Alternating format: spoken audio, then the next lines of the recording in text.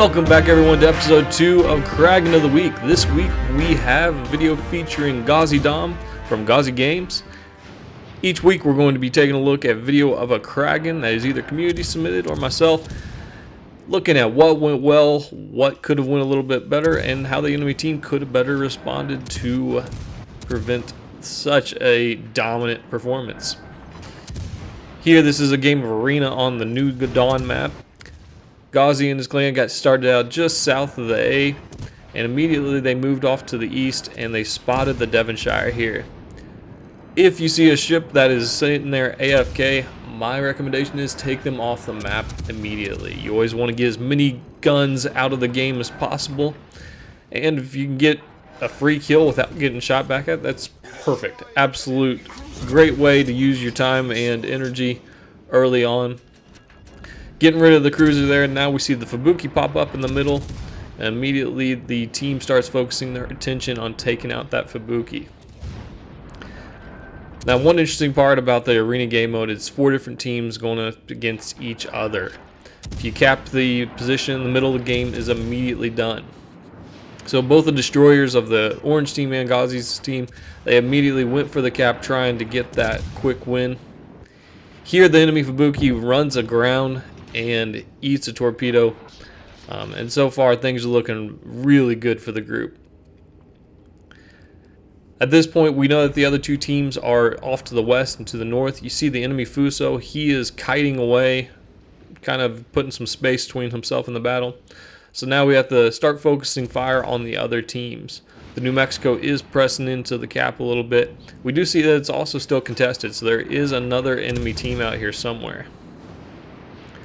At that point, we did see the Fuso went down to the red team's Fubuki, got dev struck with a bunch of torpedoes. So now, fairly certain that the northern side is going to be not very well occupied. Doesn't need to worry about having many big guns come in and shoot them. So the angling doesn't matter so much on the armor. Solely focus on the New Mexico. Keep the front 2 guns on them as much as possible, and then try to get into a better position for the next engagement here. Gauzy's running the Tier 5 British light cruiser Leander.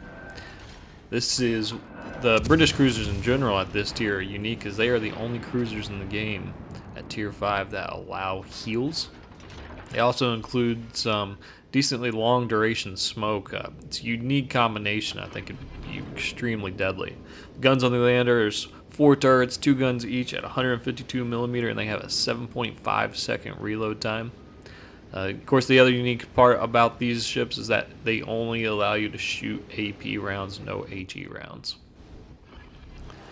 So at this point in the game, they've knocked off most of their orange team. We see that the New Mexico ended up going down, most likely from one of the other teams, and now we're just waiting to see what happens at the cap. We know that it's contested.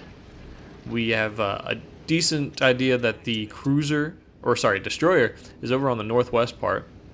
Here we're getting to see that unique ability, the smoke used, as he's dropping a nice smoke screen for his destroyer and the battleship behind. As long as his battleship does not fire his guns, it will not be spotted through that. Of course, if you do fire your guns in a battleship behind a smoke screen, you will have a 20-second penalty where you will be spotted through the smoke screen. Here the Fubuki pops up and immediately start tearing them up. This British ships are fantastic at destroyer hunting, and here it looks like the Fubuki has given up after taking a killer first salvo. And that's kill number 2. At this point we know that there's still cruiser for the pink team, and then the full red team is still somewhere to the north. Right here we see the torpedoes come in. We can safely assume that's from the red team. So immediately Gauzy turns around to start addressing the threat there to the north and gets spotted. We see that it is the Pensacola out there. He appears to be AFK, which is fantastic for us, because even though he is AFK, he's not much of a threat. We do need to pay attention to him in case he does decide to come back. So go ahead, start firing some shots and get him off the board. That way we don't have to worry about him. In the process, the red team did come in over on the east side. Destroyer went down, but at the same time, the enemy team lost their destroyer. So at this point, no destroyers are left on the map. Keep an eye on the Pensacola, it's AFK, but we also saw that other New Mexico that had come into view, as well as the Dallas that was sitting out here to the north. So if you do have a couple different ships, one of them's AFK, always pay attention to the one that has people playing. You want to make sure that you're protecting your health at all times. The enemy Dallas is kiting away, going towards the north. Gauzy matches that, decides to go down to the south, put a little bit more distance between him and the Dallas. The Dallas does have a long, very, very long flight time for their shells, so if you start kiting, it's going to be very difficult for the Dallas to do anything. Continue to firing shells at the Dallas, using the torpedo indicator, find out exactly what direction he's going. And then at this point, Dallas is completely out of range, and it's just the Pensacola here. So gonna go ahead and turn. The lander is equipped with 4 torpedoes on each side, the 8-kilometer range. To go ahead, put some torpedoes into the AFK Pensacola, make sure that we don't have to worry about him, and go ahead and take him off the board completely. Through this point in the game, only taking about 2,000 worth of damage. You're going to get a little bit of damage here from the Pensacola secondaries, but they're not going to do too much. The torpedoes do their job, get him flooding. Since he's AFK, it's safe to assume he's not going to do anything to address the flooding. Go ahead, turn back towards the base, and then face this final threat with the red team. Pensacola finally does go down, but unfortunately the red team is completely unspotted now. Friendly battleship has been getting the capture point about halfway through it. So here the Dallas comes back into view. We can see he's come back a little bit to the south from where he was last kiting away. He is keeping his distance, which is extremely smart. Our friendly battleship here could wipe him off. The Warspite has some phenomenal penetration and just an overall great ship. In the meantime, though, the New Mexico has done a great job getting into a flanking position and going to get a really solid crossfire on the Warspite. Great play there. But now the New Mexico, he's going to get a little distracted here. If I was playing the New Mexico right now, I'd be shooting at the lander.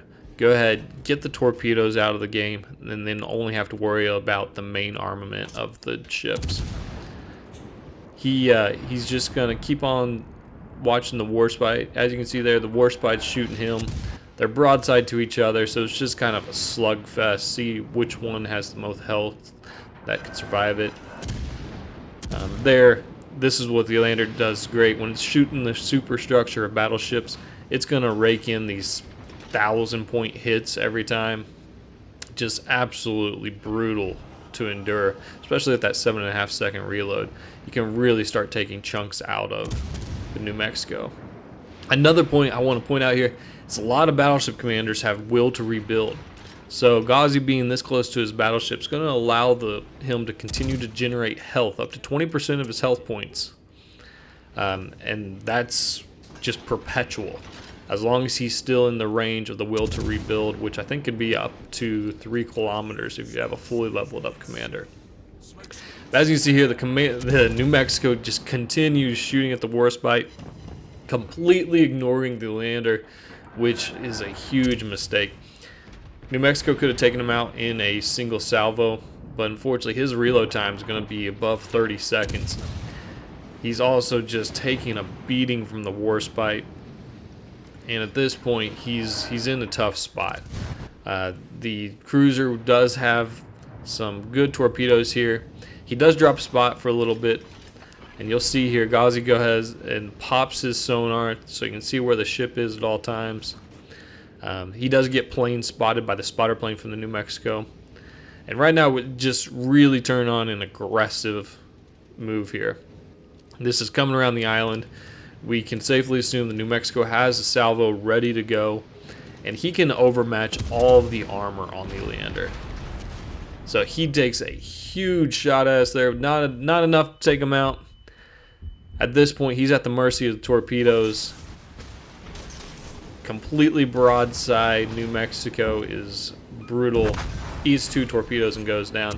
And there we get to see the benefit of the British cruisers, the health kick in. He picks up his heel and is able to get his health points back up near 4,000. So at this point, all we have left is the Dallas, and time to go chasing that. While we're looking at this, we get the high caliber metal, get a Citadel hit, and just an absolute beatdown.